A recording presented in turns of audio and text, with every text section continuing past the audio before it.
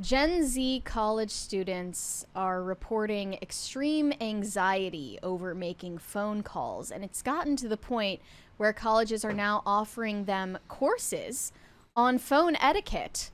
Gen Z experiences anxiety over phone calls, which is now labeled a condition called telephobia. A careers advisor at Nottingham College says that young people, quote, simply don't have the confidence to make phone calls anymore. So she is now taking one for the team and teaching these students the importance of phone etiquette and how it's used by many employers. Her class offers lessons where students practice role-playing of questions commonly asked in interviews. Students are encouraged also to call restaurants and ask what time they open, or call shops to ask if a certain product is in stock. The emotional symptoms of telephobia include delaying or avoiding making phone calls because of heightened anxiety, feeling extreme nervousness or anxiety before, during, and after the call, and obsessing or worrying about what you'll say. Physical symptoms include nausea, increased heart rate, shortness of breath, dizziness, and muscular tension. Somebody says that's not a real article. I assure you, it is absolutely a real article. It is real, and this careers advisor is a real person who is, volunteering to teach Gen Z how to adult, because they apparently need that. One 16-year-old says she gets anxious when she hears the phone ring because it's normalized for our generation to use text messages. So if there's a phone call, I always think it's an emergency. She says she feels more control when texting because she can think about how to approach someone. Another 17-year-old interviewee said she hates taking phone calls unless it's from a family member, but anyone else, I don't want them to call me because it feels quite formal, and that's not something I'm used to. It's unknown to our generation because we have grown up texting each other. If you want to be one of those friends that's just a jerk to your bros, this is what you can do. You don't even have to be mean. You can just call them. Just be like, hey, man, want to talk? Just call them and make them talk on the phone. I want to say, it would be hypocritical of me to say, I don't understand where they're coming from because I was afraid of phone calls as a kid.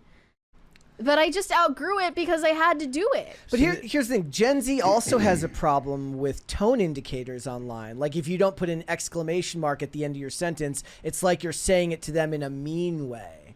So that's a level of babying unto itself, where it's not just that it has to be text, it has to be the right type of text messaging. Otherwise, they're going to misunderstand what you were saying, because not everybody says everything the same way. Not everybody uses emojis. Some people do, some people don't. So I know people who have never put a period or an exclamation at the end of any text that they've ever sent. So you learn to not take that to mean something specific. But the point is the best way to avoid that at all is to just talk on the phone. But it's inconvenient to modern life these days. Most people don't want to talk on the phone, or they're at work or in a setting where it's not normal. Like, to me, getting a phone call at night is only weird if it's after a certain time. Like if my dad was to call me past a certain time of night, that would be weird. Okay. And indicate that something might be wrong. Have either of you experienced this? Like anxiety about phone calls? I am an adult man. But even when you were not an adult yet? No. You neither? Gen X did not experience this. Gen X was out in the world until the streetlights came on. That was normal. Go out, get out of here. Don't come back until the streetlights come on. That was normal for me. I mean, maybe. So the idea of being afraid of a phone call, no. I mean, maybe the idea that you're going to get bad news, but not the actual act of talking on the phone. Okay. It doesn't, I have no desire to talk on the phone. There are three people that I will answer the phone for. My mom, my manager, and my girlfriend. That's it. Anyone else, I may or may not answer depending on how I feel. But I'm afraid to answer the phone call. It's just I don't like to walk around and be on the phone. I don't like to be on the phone. If I have my ear pods in, it's more likely because I'll tend to pace when I'm on the phone. But yeah, the whole and I have there's a friend of mine that will remain nameless because I don't want to insult or anything. but been friends for ages and ages. She, until she was like in her 30s, could not call to order a pizza. If we were hanging out or whatever, like one of the guys hanging out had to go and call the pizza place. She couldn't order the pizza. And when she did finally get the courage to order a pizza, she was like impressed with herself. And we were like, cool, you know, and we were nice about it. But great. Like, that's great. Yeah, it was like, okay. Well, it's great that she faced her fear. Yes, you know, it is. and But I guess it's normal for her now. And she's probably, I think she's a millennial, and I think that this issue is uniquely millennial and younger. I don't think that it's. I'm overly verbose in text form anyways, so nobody would want text messages from me because I can't get the point across quickly. Everything is a paragraph because it's just how I type. So it's easier for me to just have the conversation on the phone. It doesn't happen because nobody wants to talk on the phone, but I would rather actually have the conversation on the phone rather than like talking and being verbose is harder for me on the show than it is in real life. So on the show, I struggled to make my point.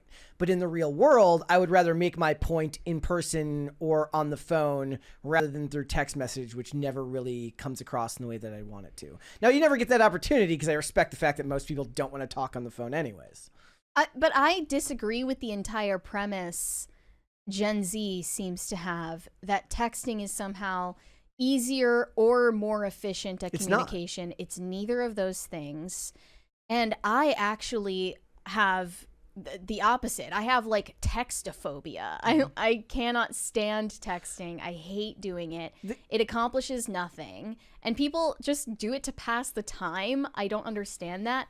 One thing I have noticed is that Gen Z is obsessed with FaceTime calls. That was the next point I was going to bring up is like, how is it that they hate being on the phone, but they want to look at your face? Yeah, what's that while talking in a broken connection where you can only hear every fifth word. Phone call to me is top tier. Next would be texting, maybe, and then FaceTime is like the worst. I hate FaceTime. I made like a X post. No, it was on here where I was like, anybody who FaceTimes in public, just straight to jail.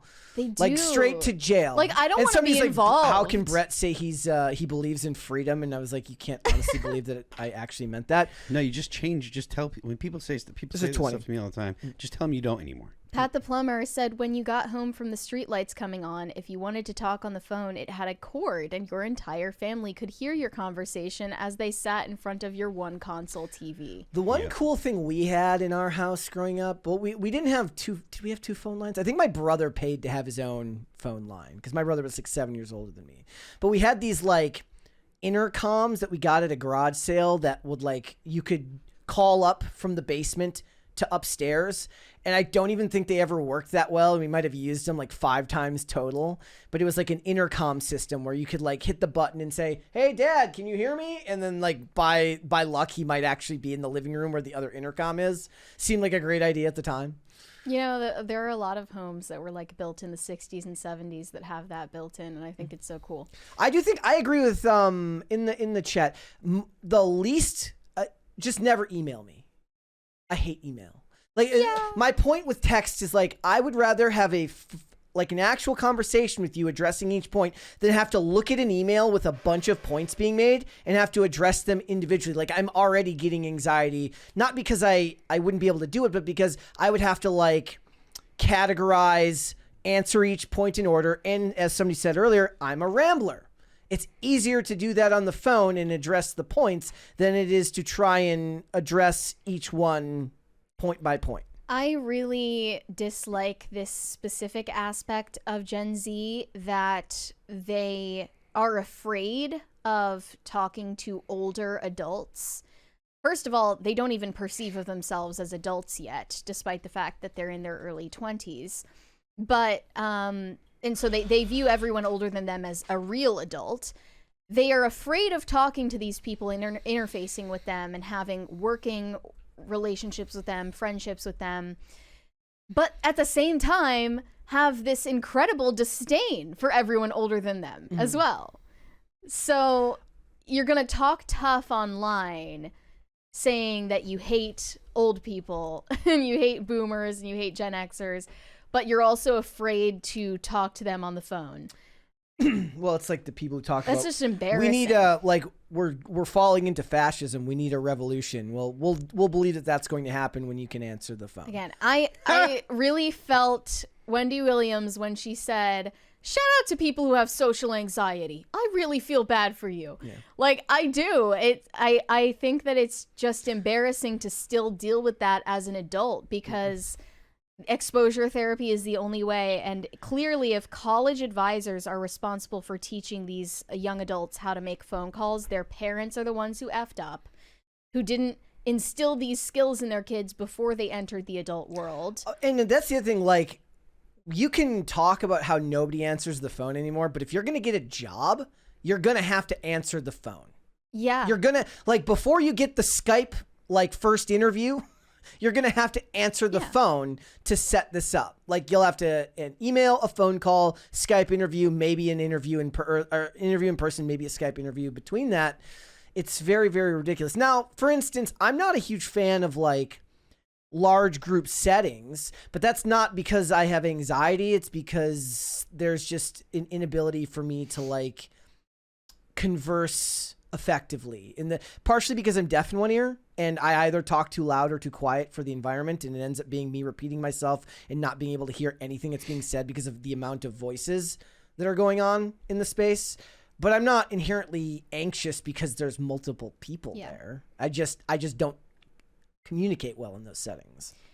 Yeah, I don't mean to sound like I'm preaching like I'm so above it all, because I admittedly had an extreme social anxiety as a teenager. Probably more so in my early teens than my late teens, definitely. But the only way to get through that was to just throw myself into those uncomfortable situations until it wasn't uncomfortable anymore. And how long did that take you? I don't know. I mean, not you very really long. Set a date. Like a couple of years, and then it was fine. And I just like flipped a switch in my head where suddenly I was okay with it. I think that now I just don't overthink things. If I know that I'm behaving or speaking in a way that makes someone uncomfortable, I'm just like okay with that. Like I feel really okay with making people uncomfortable, you know. Put a girl. Is that, I feel like that's the key. Thank you. It's probably like, given your line of work, it's probably more to your benefit. Yeah, but I had to resolve that before I even ended up being a podcaster.